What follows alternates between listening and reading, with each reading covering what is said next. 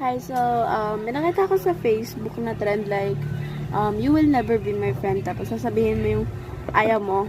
Parang ganon. And, decided na gusto ko din. Kasi medyo picky ako sa friend. Like, sa mga friends ko, maghahanap talaga ako ng mabait. Ayoko yung, porket mabait na, best friend ka na, friend lang sila or kakakilala ko lang. So, first number natin, you will never be my friend if you don't get my humor. Kasi first of all, if you don't get my humor, then why are we friends? I had this friend one time na nag-uusap-usap kami. Tapos, gumawa ako ng parang jokes, mga kanal jokes, mga batang kalye joke. O hindi ko sinasabi pang batang kalye pag sinabi mo. Batang kalye ka na pag sinabi mo yan. Pero parang, joke na nakakatawa sa humor. Lahat sila tumingin sa akin. Tapos sabi ko, may nasabi ba akong mali? Tapos yung isa kong friend na parang ginoke ko lang, umiyak! Like, Jai, hindi ko naman alam na, hindi mo alam yung humor. So, dapat lahat ng friends ko alam na yung humor ko.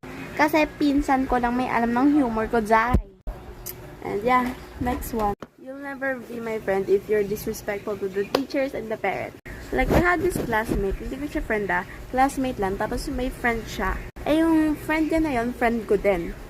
Tapos, like, kasama ko yung lalaking friend ko, eh, kasama din siya. Parang best friend ba ng lalaking friend ko? Eh, kasi minsan lang naman kami like, sama-sama. Kaya sumama na rin ako, minsan lang naman. Ayun, lunchtime namin niya sa school Kailangan muna pala namin matapos ng activity bago na kami Like, I had this one classmate na friend ko lagi siyang mabait, magalang, at po at opo siya lagi. Pero yung friend niya opposite sa kanya. Tanong niya, paano to? Wala man lang kagalang-galang. Like, napaka-disrespectful is mga teacher. Even one takes or one po can never be. Wala din siya tawag sa mga teachers namin. Like, hindi ma'am, pangalan nila, like ma'am Castro, parang ganon. Ang sinasabi niya lang, hoy, paano to? Like, okay, nang-fronta din siya na madami kong kaklase na napaka-disrespectful. Even sa parents niya, hindi rin siya nagpupo. And he was in the same religion as me. So, parang lagi ko siya nakikita, diba? I mean, hindi naman lagi. Like, once a week lang, parang ganon. Kung wala kaming school, kung hindi ko siya classmate. So, 6 days ko siyang nakikita araw-araw. Parang weird sa akin. Tapos, kapag nasa church din namin siya, tataas siya lang kami, ay, forget it na lang. Walang po.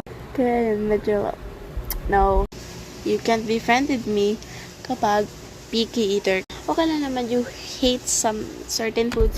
Pero pag lahat na lang, anong kakainin mo? Tubig?